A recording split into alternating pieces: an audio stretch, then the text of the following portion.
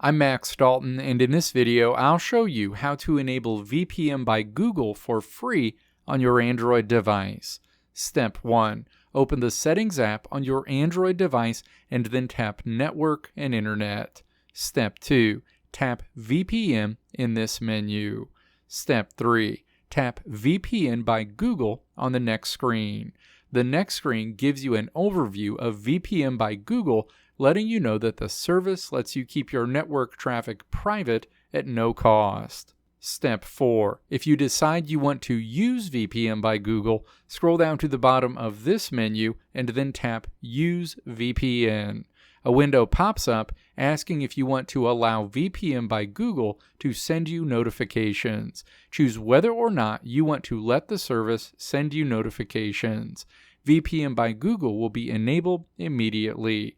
You can navigate back to this screen at any time to either pause the service or turn it off entirely. Let me know if this video helped you out in the comments below.